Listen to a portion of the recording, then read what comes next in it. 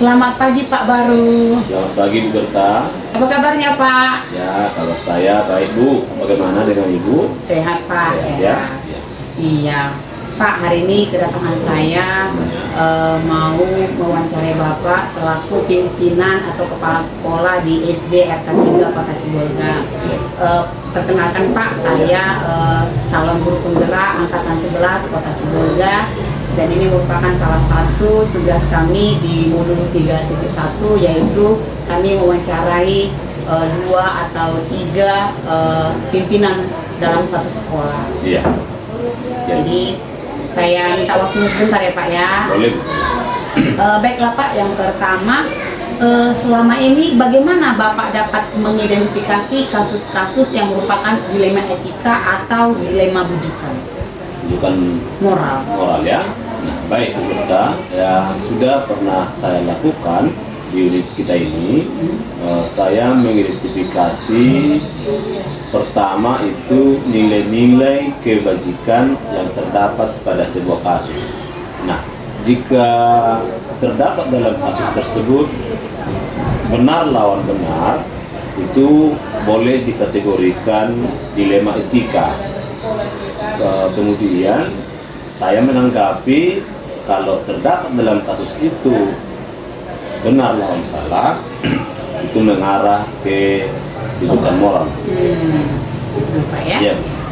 Berikutnya Pak, selama ini bagaimana Bapak menjalankan pengambilan keputusan di sekolah Bapak, terutama untuk kasus-kasus di mana ada 2 kepentingan yang sama-sama benar atau sama-sama mengandung nilai kebajikan?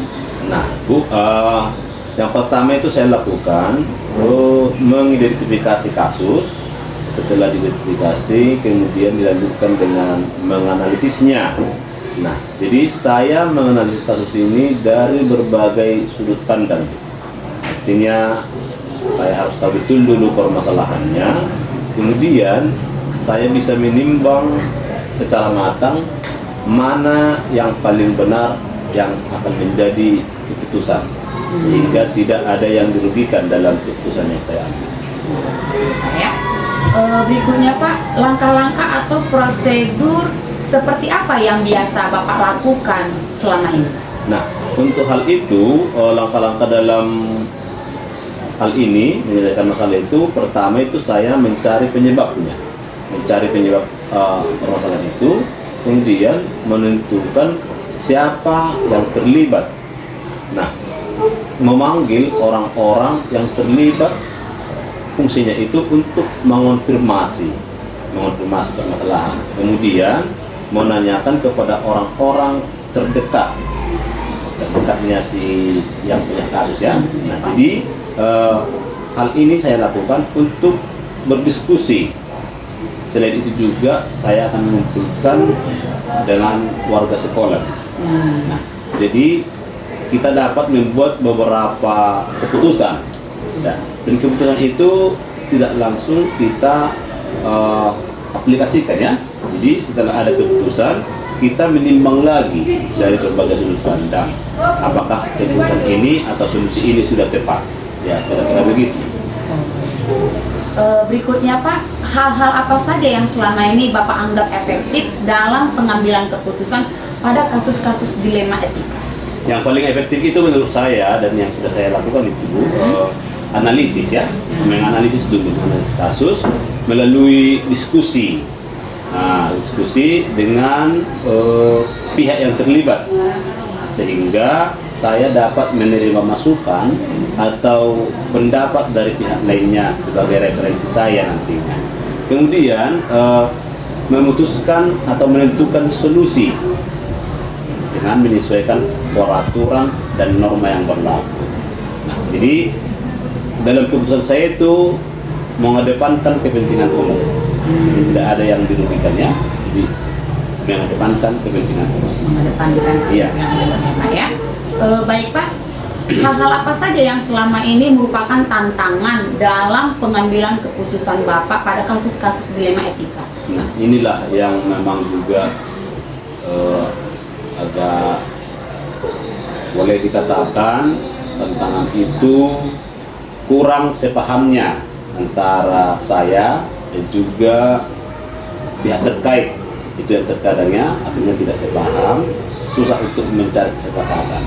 Tapi yang kedua merupakan tantangan bagi saya itu bila saya terlibat di dalamnya. Jadi saya harus ideal, tidak memihak ke satu pihak dan merugikan pihak yang lain. Nah, yang itulah yang pernah saya alami. Pak ya. Apakah Bapak memiliki sebuah jadwal mungkin tertentu dalam sebuah penyelesaian kasus dilema etika? Apakah Bapak langsung menyelesaikannya di tempat atau memiliki sebuah jadwal untuk menyelesaikannya? Bentuk atau prosedur apa yang Bapak jalankan? Nah, untuk hal ini kita melihat kasusnya juga ya. Kalau kasusnya masih tergolong ringan, biasanya itu langsung diselesaikan di tempat dan secepatnya.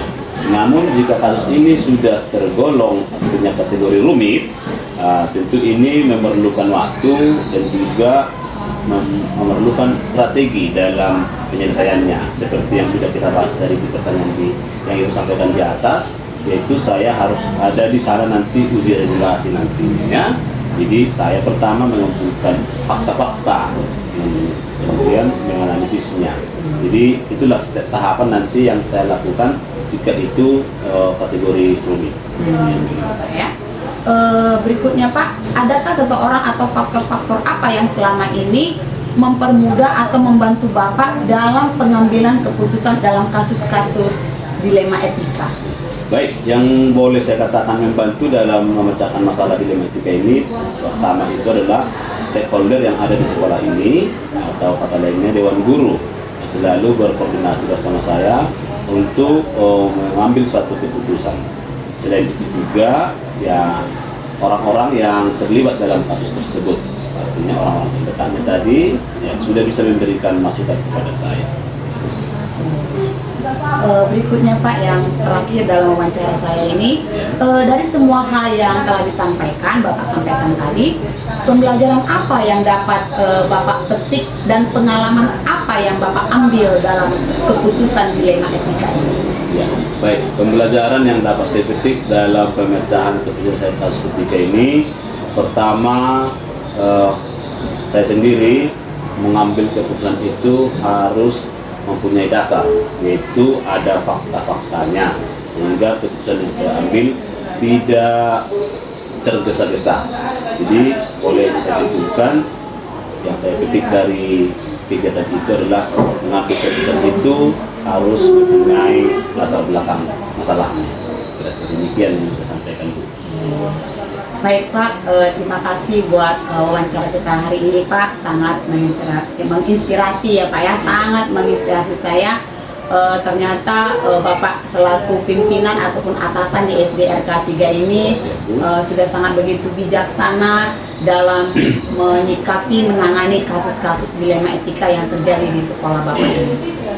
Baik Bu, semoga hasil wawancara kita pada pagi hari ini dapat membantu kelancaran tugas-tugas Ibu sebagai guru penggerak. Mudah-mudahan tepat waktunya Ibu nanti bisa lolos ya. Terima kasih Pak. Selamat pagi Pak Baru. Pagi Bu.